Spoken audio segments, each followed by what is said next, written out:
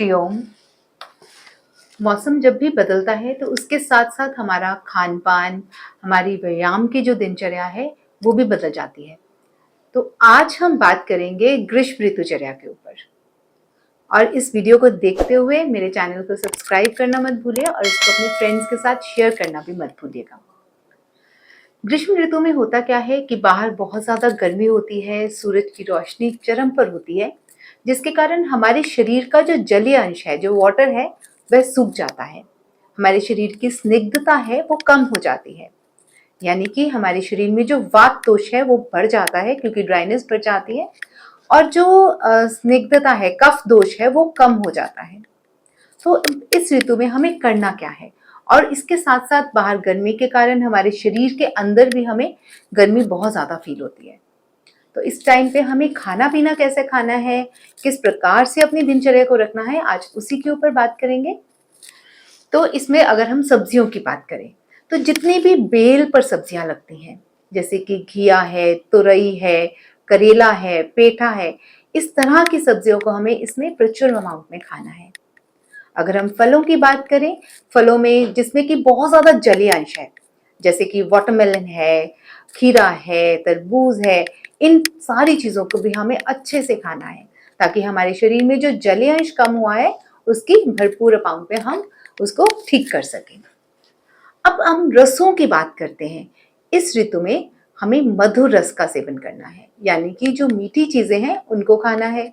हमें स्निग्ध चीज़ों को खाना है क्योंकि हमारी बॉडी में स्निग्धता कम हो जाती है, तो हमें स्निग्ध चीज़ें जैसे कि घी, तेल, इनको भी सेवन करना है।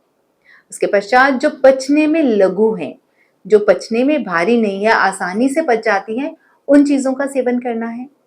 उसके पश्चात ऐसी चीज़ों का सेवन करना है जिनमें जलीय अंश प्रचुर अमाउंट में हो, यानी कि जिसमें पानी, जैसे खीरा है उसमें 98% पानी कहा जाता है, इस तरह की चीज़ों का हमें सेवन करना है।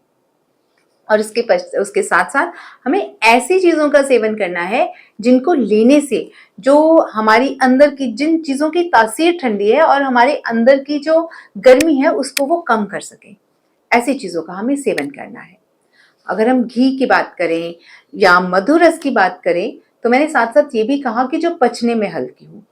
अब जैसे मधुर रस है या घी है, ये पचने में तो हल्का नहीं है, ये पचने में भारी है, तो हम इनका सेवन कैसे करेंगे? इनको हम कम अमाउंट में लेंगे, लेकिन लेंगे जरूर। उसके पश्चात दही है। दही गर्म तासीर का होता है, इसका इस ऋतु में सेवन नहीं करना। जनरली सब लोग मानते हैं कि गर्मियों में दही का सेवन करना चाहिए, लेकिन दही जो है वो शरद और ग्रीष्म ऋतु में वर्जित माना गया है आयुर्वेद में, क्योंकि ये जो है बचने में बहुत भारी होता है, गर्म तासीर का होता है। उसके पश्चात दूध, दूध का सेवन हमें इस ऋतु में अच्छे से करना है। और जैसे कि आयुर्वेद में गाय का दूध सबसे उत्तम माना जाता है, लेकिन गर्मी की ऋतु में, ग्रीष्म ऋतु में ये माना गया है कि हमें भैंस के दूध का भी सेवन इस ऋतु में अच्छे से करना है। और खासकर दूध का सेवन रात को, जब चांद की चांदनी उसके ऊपर पड़ती है, तो उस टाइम पे हमें उस दूध का सेवन करना है।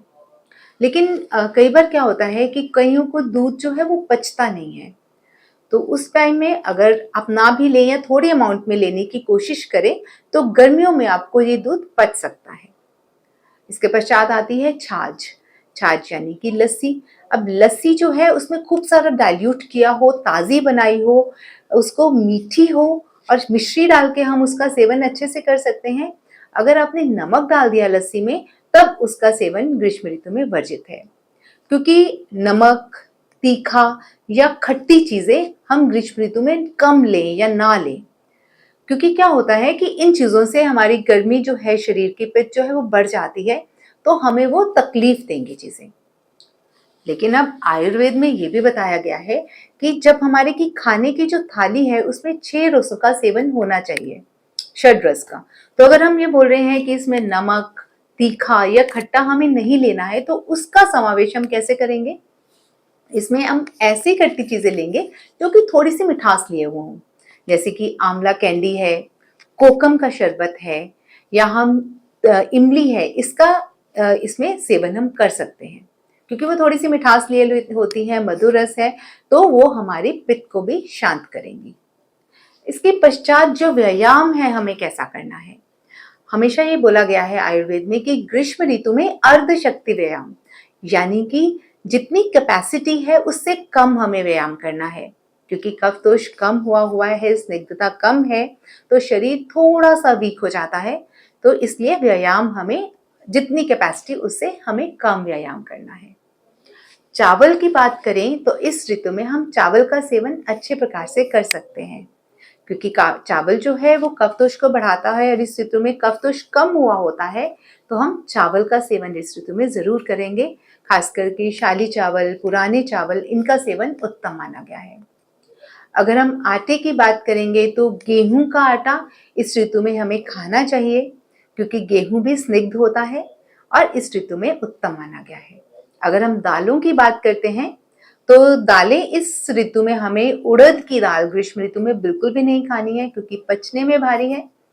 और जिन दालों का हमें सेवन करना है वो है मूंग, अरहर, मसूर की दाल।